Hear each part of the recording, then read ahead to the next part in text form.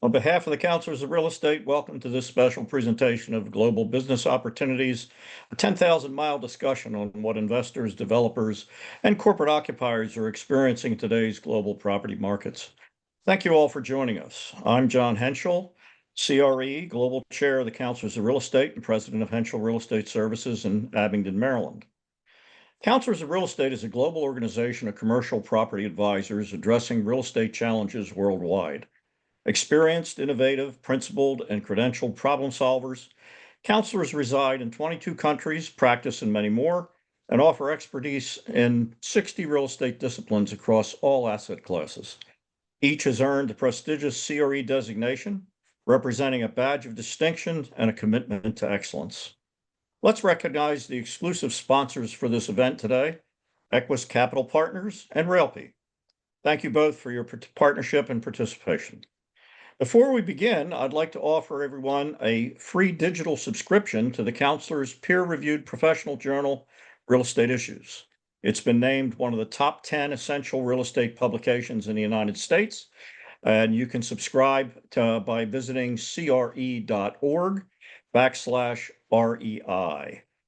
You're encouraged to utilize the Q&A feature should you wish to submit a question. Your participation is welcome, and we'll answer as many questions as time allows. I'd like to introduce you to today's moderator, John Yamaguchi, President and CEO of Yamaguchi & Yamaguchi in Honolulu, Hawaii. He is also the 2025 Liaison Vice Chair for Global Affairs for the Counselors Organization. John was invited to membership in the Counselors in 1996. Welcome, John, and everybody. Thank you, John Henschel.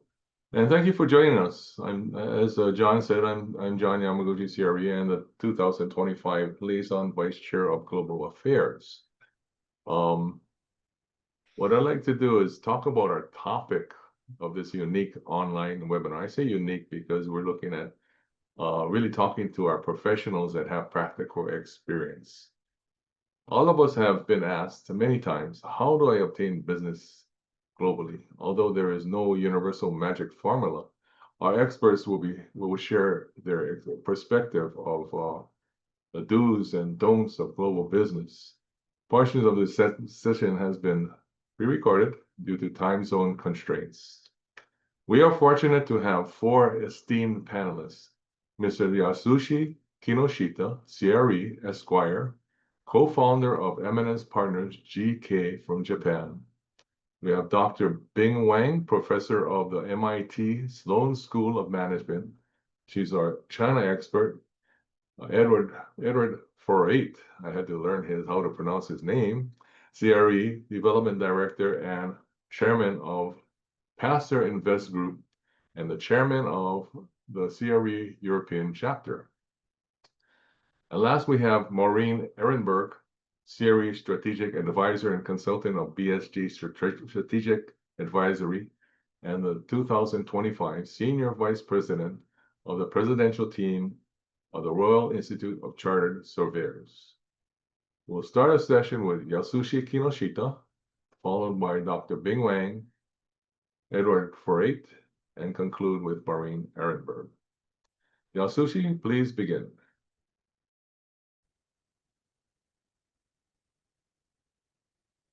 Hello, everyone.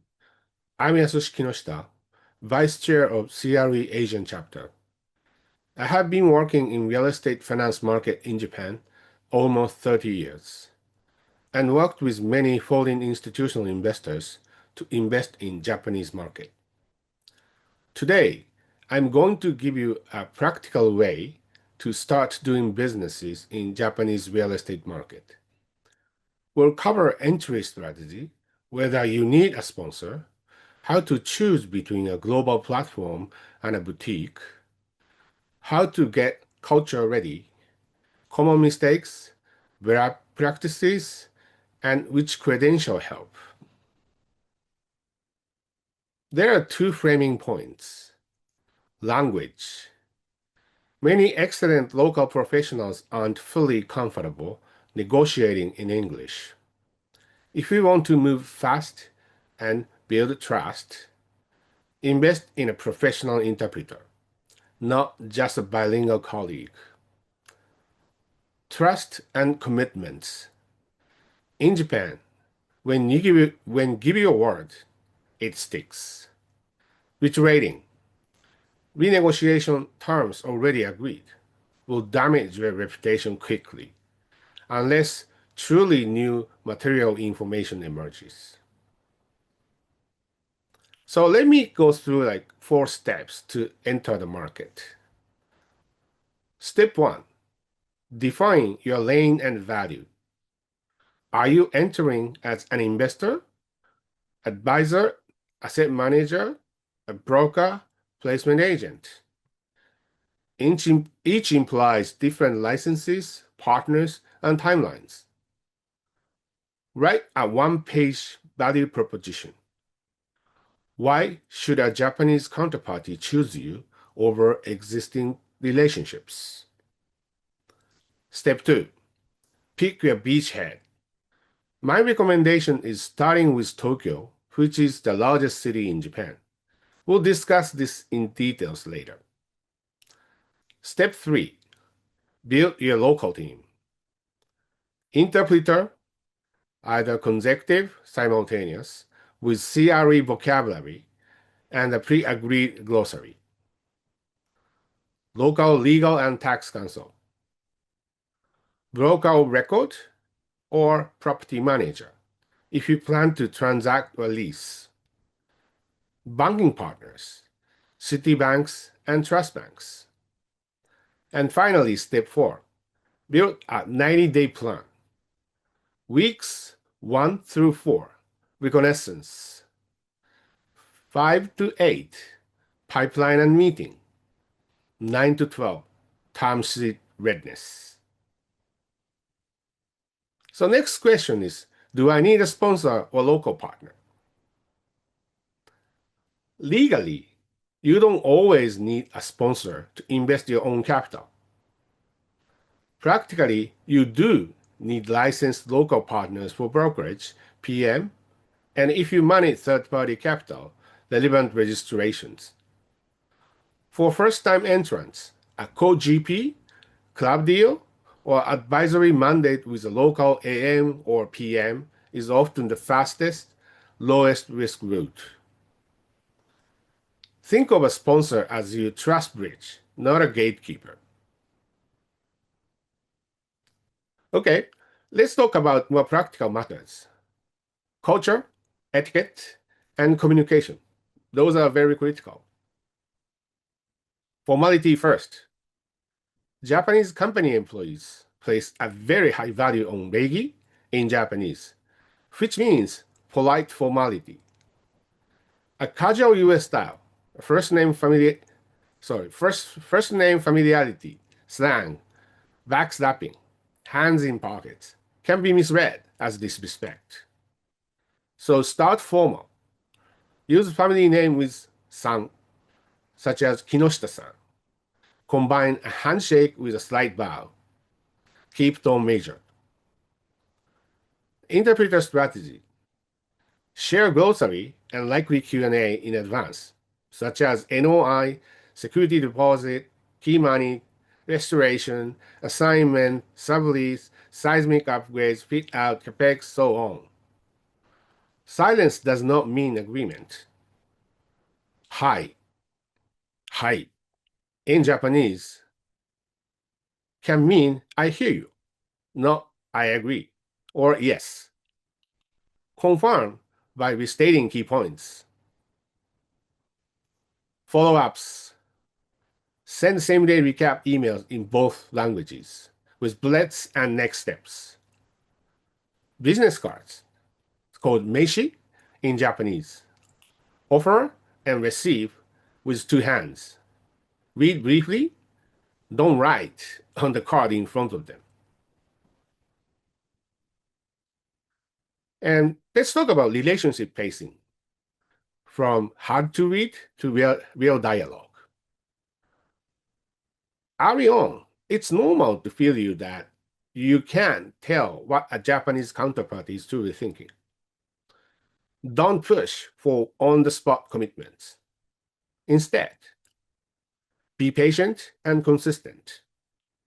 Respect consistency. Keep showing up prepared. Deliver small promises quickly. Create safe ways to react. Offer a structured option, such as option A, B, C. Ask calibrating questions and invite feedback after the meeting via your interpreter. 本音 versus 建前, so-called subtext. With time and trust, you'll hear the candid view. 本音 that happens only after you demonstrate reliability and respect. One casual reset beats serial tweaks. If you must adjust terms, do it once, early, with clear reasoning and apology. So next, we're talking about decision-making and timeline in Japanese companies. Why it takes longer in Japan? Outside of owner-founder companies, big companies' decisions are bottom-up. The people at the table may not hold final authority. So you need to expect nemawashi and ringi in Japanese, pre-alignment and internal approval across layers.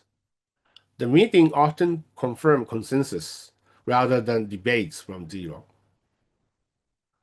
Longer clocks. Build lead time into a plan. Avoid false deadlines.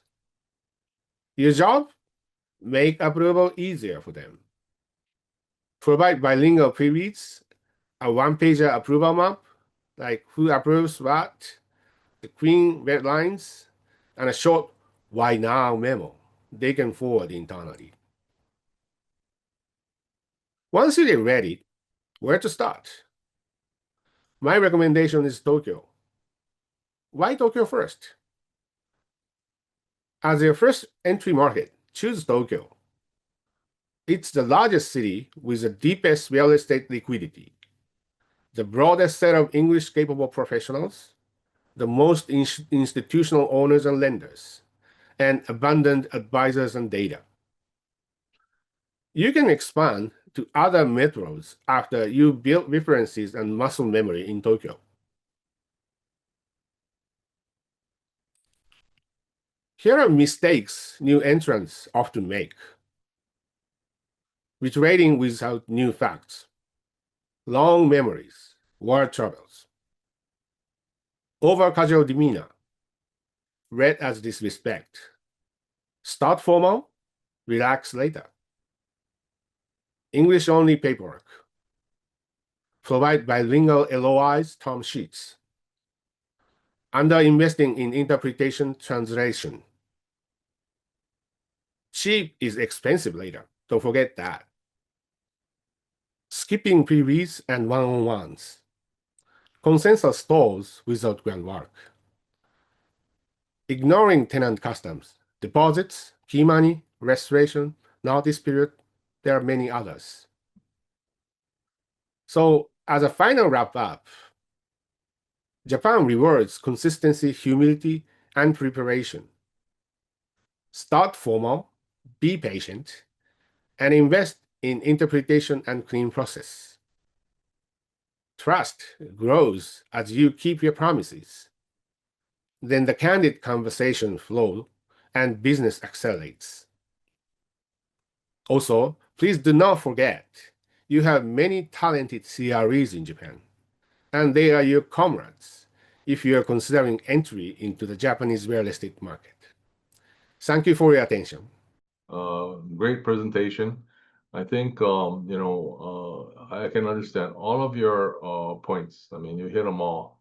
But I think this would help a lot of our people that come, our Westerners that go to Japan looking for a business. I think the things that I take away is that you need to know the culture, humility. You have to have humility, which I think a lot of times we think, hey, we're the best, and we should do it my way, and it doesn't work that way in Japan. Knowledge is important, and most of all, I think patience. A lot of times, in the West or in the US, we get things done real fast. I mean, speed is everything. Not in Japan. I mean, you have to have ultimate patience and build relationships before you can get anything done there. And Yasushi hits all the points. That's really good. Okay, thank you very much, Yasushi. We'll move on to Dr. Bing Wang. Dr. Wang, can you please start? Thank you, John. Good morning, good afternoon, and good evening. I'm Bing Wang, delighted to be here. I do many things. In my professional real estate practice, I work with institutional investors to develop and invest in real estate across different markets in Asia, Europe, and North America. Today, I will be speaking about how to enter the Chinese real estate market. Although China is currently experiencing a period of slower growth and its real estate market remains under huge pressure, but it continues to be one of the world's largest and most significant real estate markets. In this session, I will highlight key characteristics that make the Chinese market unique, discuss their implications, and explore how these factors should inform and shape your entry strategies. First, let's talk about land ownership. In China, there are two distinct forms of land ownership, divided between urban and rural areas. Under the country's constitution, urban land is owned collectively by the people and administered by the state, while rural land is owned by village collectives. What does this mean for you when you want to do business entering the Chinese market? When you acquire land in an urban area, you are not purchasing freehold ownership, but rather you are obtaining land use rights. The lease term varies by land use. Residential land typically carries a 70-year term, industrial land a 50-year term, and commercial land, including office and retail, a 40-year term. Land use rights are not a new concept. In cities such as London, in countries, for example, the Netherlands, many land transactions are structured based on long-term land use rights. The key question here is the extent to which this arrangement affects the exit cap rate and how individual investors or developers assess and price this risk, which can vary considerably. Closely related to the discussion of land use rights is the question of land taxation. In China, there is currently no property tax, period. While in the United States, property taxes are levied based on land value and form the backbone of local public finance, China follows a different model. Only urban land can be developed, mortgaged, or transferred. Rural land can be converted into urban land for development, but only local governments can do that. Local governments hold the authority to approve such conversions, and the spread between the compensation local governments pay to rural collectives for land acquisition and the price at which they sell the resulting land use right to developers constitutes a significant source of public revenue. This mechanism, often referred to as land finance, has played a central role in funding infrastructure, urban development, and even local government operations. And for you, when you come to a submarket, the question is to understand the pace, how aggressive the local governments use the land finance to provide infrastructure and local government operations is such a key for you to think about the risks that you will experience in such a submarket. And the third point I want to make is China is a vast country with a highly diverse real estate landscape composed of numerous submarkets. It has roughly 660 cities, and more than 100 of which have populations exceeding 1 million population. So these cities are commonly classified into first tier, second tier, and lower tier categories. While many may perceive China as a highly centralized country and therefore assume its real estate market to be centrally controlled, the reality is more complex, or to some extent, the opposite. The central government sets a broad policy guideline, but the local governments, they enjoy significant autonomy in implementing their own regulations. As a result, the market is very fragmented and varies widely by location. For example, local governments are the ones to determine eligibility criteria for purchasing new homes, and therefore creating very distinct market conditions across different cities. For example, for Tier 1 cities, only if you have local household registration, Tier 1 cities, for example, Beijing, Shanghai, Shenzhen, right? And in these cities, if you want to purchase a home, only if you have local household registration, you can purchase homes. And if you do not have local household registration, you must work or live there for 5 consecutive years and pay taxes. And therefore, you will have the right to buy one home. And not only that, for the first home, usually there is 30 to 35% of down payment. But for anybody, including local and non-locals, if you want to buy your second home, you have to put down 60% to 80% of the down payment. So this is for Tier 1 cities. For Tier 2 cities, the situation varies. And for example, often locals allowed to purchase 2 homes. And if you are non-local, you only need to pay 2 to 3 years of tax, or you have Social Security proof. So it's much more relaxed policy. Again, these policies are decided by local governments, and therefore they can vary significantly. And then if you are Tier 3 or Tier 4 cities, much lower tiers, there's no restrictions. Doesn't matter if you are local or you are not local. You can purchase, buying homes as many as you want. And there isn't any proof that you need to show. So this raises the question that when you think about China, never think about it as a unity. It's one market. It is not. You do have to do detailed due diligence about all the regulations that based on the locale. And another point I want to make is there is a qualification grading system for development companies in China.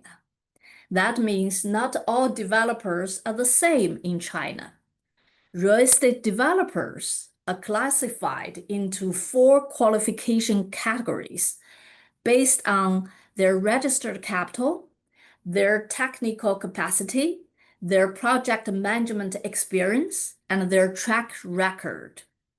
For example, if you are a Class 1 developer, or we call it first-class developer qualifications. If you have the first-class developer qualifications, that's the highest level of qualification. This development company or this developer can be authorized to undertake real estate projects of any type, any scale or complexity. They typically have much substantial registered capital, a full complement of licensed professionals, and an extensive record of completed projects. If you are a Class 2 developer or has specified second-class developer qualifications, we usually call these mid-tier developers. They are only permitted to develop projects up to a specified size or investment threshold. That means they have lower capital and staffing requirements than Class 1 developers. And if you are Class 3 or Class 4 developers, that means you have very limited qualifications. And it generally, you are only allowed for small scale projects or specific types of developments within specified geographical areas. That means when you go to China, when you are searching for local partners, and you should understand that they all carry different qualifications. And this is a regulatory mechanism to ensure that developers have various financial strength and technical capacity. And the last point I want to make is that when you try to locate or search for key players, you also need to understand their various lineage and background. China's real estate market is shaped by developers ranging from state-owned enterprises to privately held firms and emerging regional players, and each of them responding differently to policy incentives and market conditions. For state-owned enterprises, and that means they have the support from either state government or local government, or they're majority owned by some kind of government entities. And the advantage, each of these, categories of developers, they have pros and cons when you choose them as your partners. For state-owned entities, very often they have easier access to low-cost financing through the state banks, and they enjoy some of the easier access to land supply, especially in Tier 1 and Tier 2 cities. That's their advantages, but their disadvantage is they usually are more risk averse and they have long-term planning horizon. If you are entering the market thinking about 3 to 5 year terms, maybe these category of players are not your best collaborators because they usually take on much projects that takes much longer to complete and much complex. Thank you, Dr. Wang. Capacity. Can you give us a short conclusion? We need to move on. I think it's great. You got so much information. I could listen to you for hours. But can you just, it's really tough to conclude, but if you'd like to give some last comments. So conclusion, if I can say the first thing, and I published a book called Understanding China's Real Estate Market, Development, Finance, and Investment. You can find many details in that book. And the situation is do your homework and with detailed due diligence, understand your market, your player, the lineage, the background, the qualifications of your players, your collaborators. And that should be your first priority when you're thinking about entering the Chinese market. Thank you very much. Thank you, Dr. Bing Wang. It's interesting in my experience with China, which is limited. I've been there 4 or 5 times teaching classes and just meeting some prospective business people. Is so different. I mean, I think I agree with you totally, Dr. Wang, is that you have to know, well, just like in Japan, the culture, but in China, it's a little bit more broken up, and I think it's much more complex as far as land tenure. So thank you very much. I'd like to move on to Edward for 8. Edward, hello, go ahead. Hello, everyone. I had actually same introduction sentence, good morning, afternoon, and evening, as I use also for moderating my channel. So then morning, afternoon, and evening, depending where you are coming from. And I'm so honored that I can speak on the Europe, which is in some way is much more complicated than talking about the China and Japan, mainly because of the differences between the countries and the nations which we having here in the Europe. So I wanted to take it from the different point because just to talk about the basics of the markets would be unfair because every market has a little bit different approach for the different taxes, different approach for the business, etc. So then I would rather say how avoid some of the main mistakes you can do on the European markets from the position of the lending investors to the euro. First of all, market in Europe is quite constant, so then you can compare many of the data from the different companies which are very valuable. So then making a homework on the internet is not that complicated for you, because the markets in real estate are so easy to read. The problem becomes once you are looking for a particular country to get understanding what's happening in that country.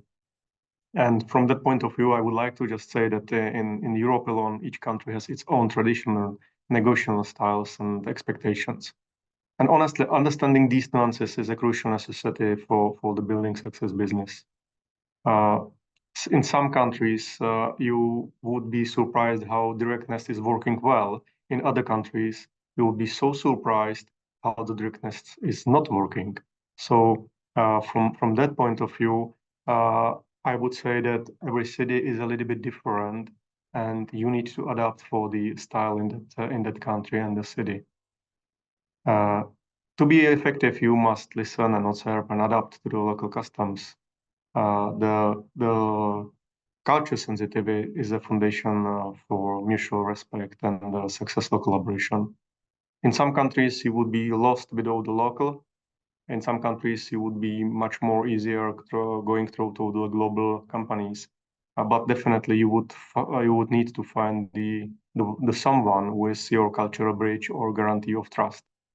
For instance, I'm been with many of the nations in my country. I'm from Prague, from Czech Republic, which is a post-communist. So then we've been facing the big investment from the Western countries and also from the other countries in past 30 years.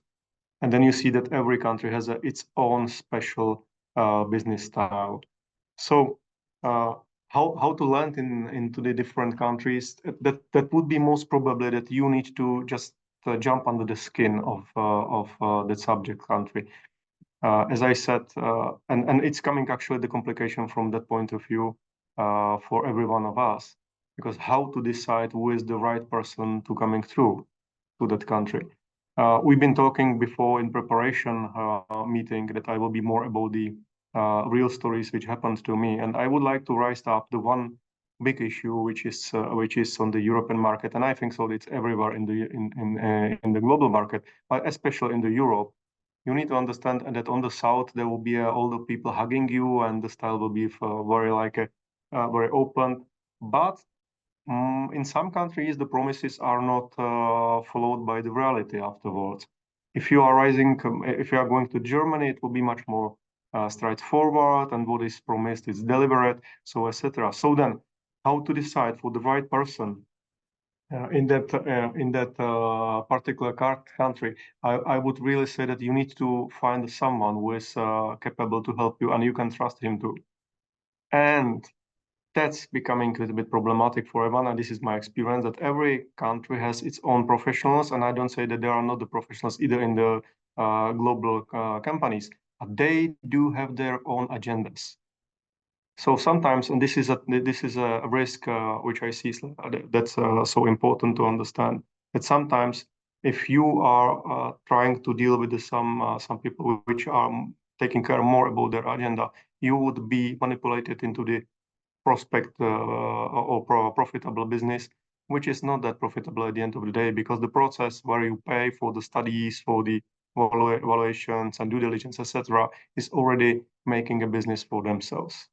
So this is a big threat for everyone coming to every market, as we heard before, but with the understanding of the local culture, having a friend, also the understanding that the level of the professionalism is not everywhere the same in the Europe, you would rather go, and this is my recommendation for that, you would rather go for the CRE members to help you to connect you with the right people in particular country, in particular field. I will tell you one story, which I promised that I will tell, which is a story with my Japanese friend from CRE Hero. He's our Japanese member. Some time ago, he asked me to connect with some transporter local valuator. That was his first choice, because we knew each other from the Charlton, from the international meeting in the States. We trust each other. So then he called me and says, I need to do the valuation in Czech Republic. which I don't know at all, do you have someone with like a trustable moderator? In the days, I had a great friend in Johnson & LaSalle in Prague, where I called him and said, I don't want to have anything from that. It's a favor for me and for you and for Hero. Just deliver him the best work you can do for the fair price. And he did. So this is a part of the DNA of these CREs. And why I'm talking about that, this is my way how I do the business abroad my country. I always contact the CRE member because I know what's the process, how to be a CRE member, to be acknowledged as a CRE member. So then I have from the first second, I have some trustworthy to the people I'm talking to. So this is a community that's opening to help each other and sharing its knowledge. Back to the story with Hero. Years after, I needed to discuss a potential investment from Japan to our country, to a friend of mine. And guess whom I called? For sure, Hero. Because I knew that this guy will provide me the real information, the behind information behind the scene. Because you know that sometimes you are reading the reports and many of the trends are coming and the consultants trying to push the trend because they will make money on top of that. And I don't want to say that it's bad. Everybody want to make money.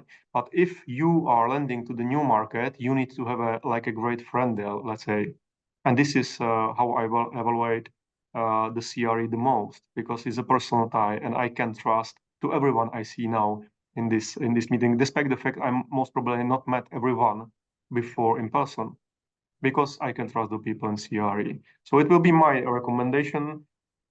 And then one thing, so just to make it a little bit easier for you, how to get in touch with the right people in the Europe. We do in European chapter, we started to do every month, first Monday every month, we do a social and business club, which is perfectly open for 1 hour. And if you call me or my colleagues from the European chapter, we will find the right person to whom you are looking to from the European chapter membership, and we will organize that e-meeting for you. So then Thank you, thank you, Edward. Yeah. Yeah, Edward, sorry to cut you short. We gotta get going. Okay, so then last thing. Thank you. And so then it's not that complicated. Jump in connection with the European members, and we will do our best to connect you with the right people to whom we trust. So this is the one thing. The other thing, if you rather want to go for face-to-face, mid-July next year, Amsterdam, we will be there all. So then we can meet. And if you want to do some business in the Europe, let's meet us in the CRE Amsterdam conference, and let's start there. Thank you, Edward. Welcome. I think your point is well taken. I think like in our organization, our relationships are very important. Like same thing with especially Europe. You got so many countries that's really important to have a trusted network. So thank you very much. Okay, last we have, and not least, but we have Maureen Ehrenberg to give us her views on her global perspective. Maureen? Yes, thanks, John. I'm taking a more broad approach, looking at conducting business globally. And I think what's been clear from all the speakers is just the complexity of working abroad outside of the country that you practice real estate. And I think the key factors around knowledge, are you truly a domain expert, and are you working with a domain expert? Because once you, as everyone else has mentioned, there are experts within these countries, and why is your expertise, or maybe it is the trust factor, or you're working on a multi-regional mandate. So you have to just be sure that you're bringing the best advice and you're working with the best for your client. Ultimately, the way you conduct yourself is absolutely critical. We've talked about culture, about the importance of language, but all the way down to custom, meals, interactions with others when others are observing. How do you operate in a meeting? Are you on your phone? These are things that seem so minor, but they are signs of respect. And even the way you show up somewhere. In some countries, if you show up in a big black car, it could be considered impressive. In other places, inappropriate. Your own safety and security. Every place is not the same. And it's important to go to the U.S. Department of State website, look at any of the watchouts. I've worked with people who have been kidnapped, who have been robbed, who have been stabbed, just jumping in a taxi cab and just assuming that they're going to get where they think they're going to get. So the communications are so important, being very transparent, very clear in your communications. And as everyone mentioned, clear and transparent doesn't mean being pushy and direct. It just means don't use a lot of colloquialisms, don't use terms that may not be understood, and then follow up with the oral and the written communications in a very clear manner. And sometimes that means slowing down the way you speak. If the beauty of working globally and with working with different partners is it sort of levels the playing fields between smaller firms, mid-sized firms, and larger firms in some respects. And so your network is absolutely critical, but so is your website. So if you are not working for a very, very large firm, your window of the world is going to be your website, and understand that you're showing and demonstrating whatever expertise you're discussing there first, because people will check there first. If you've got the opportunity to host webinars and workshops specifically around the area and post to your website and to conduct those, they're very, very helpful in understanding. And then ultimately, I think just as a personal, calling card is making sure you're always delivering beyond the customer's expectations. So the key areas that I would say that in markets when you're practicing internationally, understanding the legal, economic, and cultural contexts. And so there's an example, we have a partnership with the Royal Institution of Chartered Surveyors that you mentioned at the beginning of the webinar. In the US, if someone says they're a surveyor, that title does not directly translate into what their capabilities are here in the United States. So making sure that you're communicating clearly where you're looking to practice. As far as communications, understanding local business norms and cultural standards is absolutely critical for building relationships, particularly with international partners as well as clients. And the beauty of the CREs and even our more extended, broader network with the RICS is still understanding what are the regulatory compliance, what are the issues, adhering to the regulatory requirements of the country where you're actually conducting business, as opposed to there are global standards, and sometimes the local standards are different than the global standard. So we said a long time ago, you had to act globally and think locally, but actually it really is that you should be thinking globally but acting locally. There are tremendous sources that are available to people that are looking to practice if their own firms aren't providing. And whether it's the Baker McKenzie, the counselors, the National Association of Realtors, RICS, there's great information on those websites and papers that they've written. And then also there's the opportunity to tap into firms that are regulated. And these regulated firms have to adhere to certain global business practices and recognize standards for consumer protections and protecting the public, which is, again, I think, a passion of all of the counselors. So when we look at summarizing sort of mandatory rules of conduct, some of the single or active global rules for conduct is, always acting with honesty and integrity, providing a high standard of service, maintaining professional competence, and only provide services within your expertise. I think a big danger that some people do is they'll get a referral and they'll try to overextend themselves. So as Edward said, locating the true experts, even if you're acting more as a program manager or project manager, to work with the execution locally. If you do not have the professional competence even to oversee it, it might be best to step aside. If you trust that you've got the competence to oversee it, then whatever is being provided locally really has to be within your colleagues or your network's expertise. Treating others with respect and encouraging diversity and inclusion, very important. And then always acting in the public interest, taking responsibility and maintaining public confidence in the profession. There have been so many stories about whether it's poor advice or mistakes people make stubbing their toe going into a place, whether they need to have a license or there's something they need to be corresponding with, or are they insured to be conducting that business? People just make certain assumptions. All of those are such basic rules on professional ethics. And yet it is really an important thing to do your homework and understand. We've talked to people who have flown into simple places like Canada and not understanding that when you're going through, passport control, if you're saying you're there to conduct business, you may very well get tapped on the shoulder and pulled into customs, because the question is, what are you conducting business here? Should you be licensed? You have to buy a license. What taxes might you owe? So just being familiar. So ultimately, I think that I'll close out with just saying that For any professional operating across different markets, it is really important to set a framework for yourself around international standards. What are the local and professional regulations that will need to be applied? And then ensuring you've got the ethical principles we just reviewed. And that should really set you up for success, particularly with some of the advice we've been given by the other speakers. Great, really good. Thank you so much, Maureen.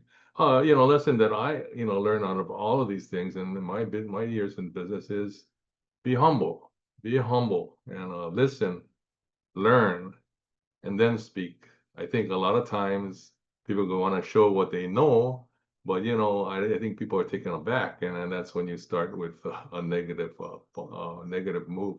So just be humble, listen first, learn about the culture, and then speak. That's hard, sometimes hard to do, but that's what we have to do. Okay, thank you so much. I'm gonna turn it over to let's see. I hope he's here. Oh, there he is. Hi, Right David. here, John. Hi, David. Okay, yeah. So David is gonna summarize for us. He listened to everything that everybody said. I think we got a wealth of information. We could go on and on with everybody. So everybody's so experienced. So David, I'll turn it over to you. Thanks, John. So for everyone, I'm David Levy, based in the Boston area, head of these virtual programming.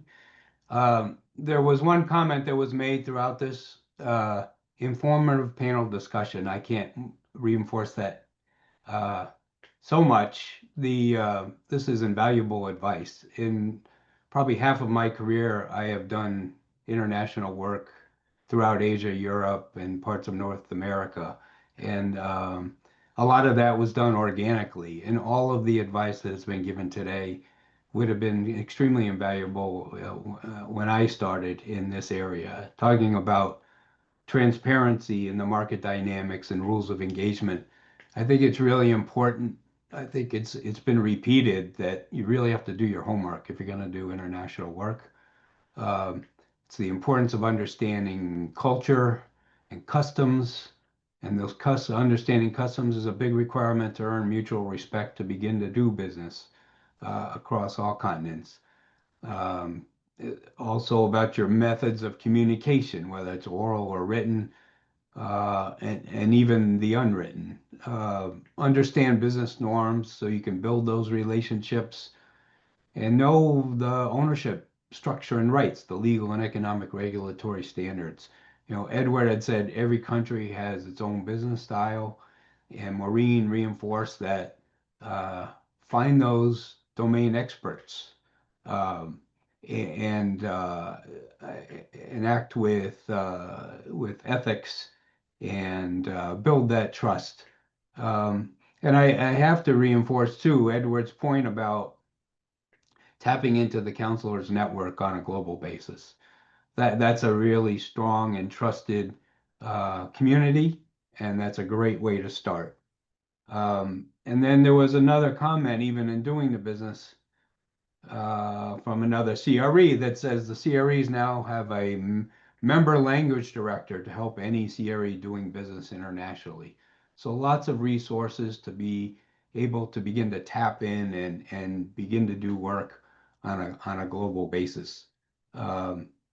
There have been some questions that were posted, John. One might be either for Japan or just even generically. It's what licenses are required for a foreign national acting as an advisor, broker, or consultant? And I don't know if that was singly for Japan or just in general. I'll throw it out to the entire panel. Kind of a wide question. I think every country has different requirements of being licensed or regulated by the government. I'm not familiar with each country, but I think every country has their own. Am I correct from the panelists? Yeah, so for broader real estate practice, to have a designation such as a counselor of real estate, we're very fortunate to have that alliance with RICS, where we can also get an FRICS designation. Those help very broadly. They apply, and particularly if we are working with a firm that does have, and it doesn't matter how large it is, if the firm itself, if the colleague that you're working with is signed up to the professional standard as an organization, that assures your client and everyone that you're working with that it's not just the individual that is signed up for the conduct that they are required to adhere to. Their organization is regulated, which means that they're held to a higher standard and can be fined and can be decertified. So just that's broader practice. And then it does come down to appraisal. It does come down to that area of practice. And that's what will vary. As you know, either here in the United States, if you're going to do a transaction, you need to have a brokerage license within the state you're going to be practicing. So once you get underneath the broader practice, it'll come down if there's a specialty that you must be licensed in. Thank you. Thank you, Maureen. David, you want to continue? Go ahead. Yeah, there's one resource, not to promote any company or any product, but what was very useful for me when I was doing international work was JLL's Global Real Estate Transparency Index. And so that outlines a lot of the things that were discussed today across almost 90 countries, and really evaluates and gives you it gives you a view into the structures and the rules and the availability of information across all those countries. It's a great Right. place to start. Bing, there is a question that's been posed that's specific to China. Are the land use rights in China renewable, or do they expire at the end of the term, thereby reducing the remaining economic life of the investment? That's a very good question. And the establishment of the land use rights was initiated in the early 1990s. So 70 years from early 1990s, there are still, some years to go. But there are already policies that came out that in terms of the land use rights for different land uses, they will be automatically renewed. But that's not all good news. The question remains is, when it's being renewed, how much renewal fee that you need to pay?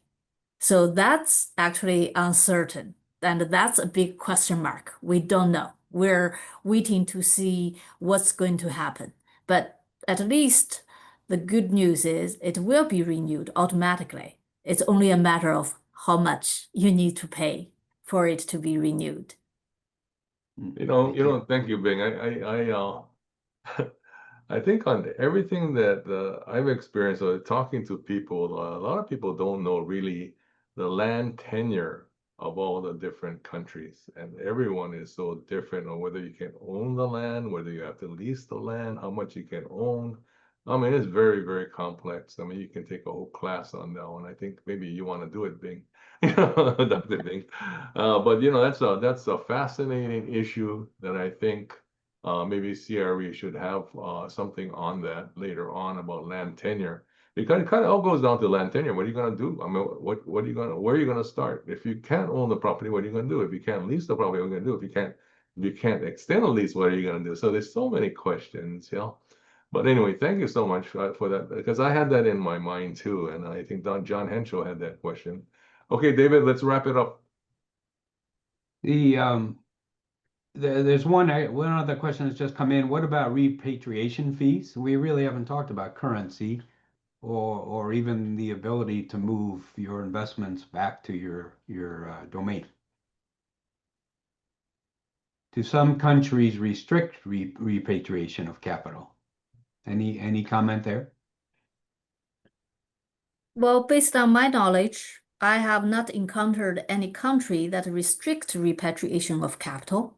But that being said, there's some countries may have quite complex process that one has to go through in order to repatriating capital back to the original, country. So some countries may require the capital can be fully repatriated after after resolving the company, after resolving, the legal office that you set up in that country. And some countries require that you have to apply for the approval for repatriation of the capital. And sometimes you need to apply to the local government. Sometimes I even encounter a situation that you need to apply all the way to the national level of the government agencies. So then there is a time issue. So that I think is country by country, there's variation. Thank you, Bing. Maybe at this point, we turn it back to John Henschel. Maybe David, sorry, can I? Sure, Edward.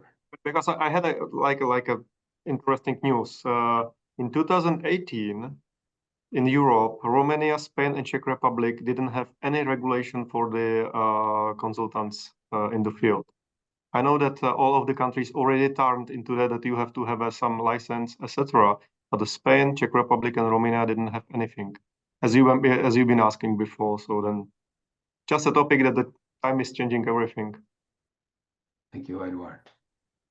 Okay, yes, let's conclude. Do we have any closing remarks there, John Henschel? Yeah, thank you, John, David, Bing, Maureen, and Eddie. And thanks to Yasushi Kinoshita for his recorded comments. I got to tell you, for those of you who haven't done international work, fortunately for a long portion of my career, I was involved in international practice. And I got to tell you, these folks today nailed it right on. I hope you all, those of you who haven't practiced, I hope you have obtained some insight into what it takes to work internationally. And for those of you who do, I'm sure you're going to agree with me that this has been a very excellent presentation.